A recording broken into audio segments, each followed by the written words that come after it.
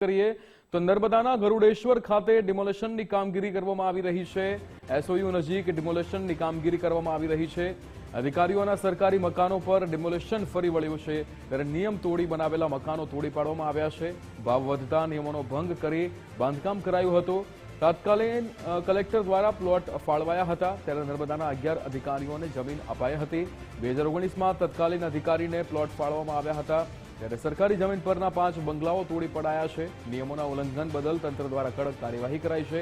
MD Modhiya પાસેથી જમીન પરત લેવામાં આવી છે। એમડી મોઢિયા સચિવાલયમાં ફરજ બજાવે છે। તત્કાલીન મામલતદાર વીવી મછાર પાસેથી જમીન પરત લીધી છે।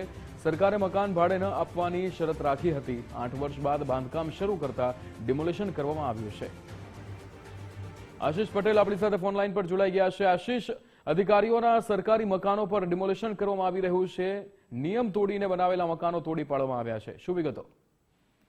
બિલકુલ, ખાસ વાત કરીએ તો જે સ્ટેચ્યુ ઓફ યુનિટી બન્યા બાદ આ જે સ્ટેચ્યુ ઓફ યુનિટીની આજુબાજુની જે સરકારી જમીન હતી એ તત્કાલીન જે કલેક્ટર હતા નીનામા કરીને RS નીનામા, તેઓએ ખાસ જે અધિકારીઓ માટે જે જમીન ફાળવણી કરી હતી, જે શરતો અનુસાર જમીન ફાળવણી કરી હતી કે જે મકાનો બને એ મકાનોમાં જાતે રૂબરૂ રહેવું અને ભાડે નહીં આપવું, પરંતુ એ શરતો બંધમાં ખાસ વાત કરીએ તો જે મુદત આપવામાં આવી હતી કે આટલા સમયમાં આ મકાનો બનાવી દેવા જોઈએ, પરંતુ આજે 2019માં ફાળેલા જે મકાનો જમીન હતી એના પર હજુ સુધી મકાનો અનેક બનેલા નથી। એ શરતો ભંગને લઈ હાલ જે નર્મદા જિલ્લા કલેક્ટર દ્વારા આ તમામ જે સરકારી અધિકારીઓ, ઉચ્ચ અધિકારીઓને જે જમીન આપવામાં આવી હતી, જે મકાનો બનાવ્યા હતા, તેનું ડિમોલેશન હાથ ધરવામાં આવ્યું છે। જોકે વાત એ કરીએ કે જે ક્લાસ 1 અધિકારીઓ હતા, જેઓએ પોતાના જે ડિમોલેશન બાદ કોઈ પણ ચર્ચા વિષય ના બનવા બાબતે મીડિયા સાથે વાત કરી હતી અને જે સરકારી નિયમ છે નિયમ પ્રમાણે ચાલવાની વાત કરી છે। એટલે હાલ તો જે ડિમોલેશન છે, પોતાના જે મકાનો છે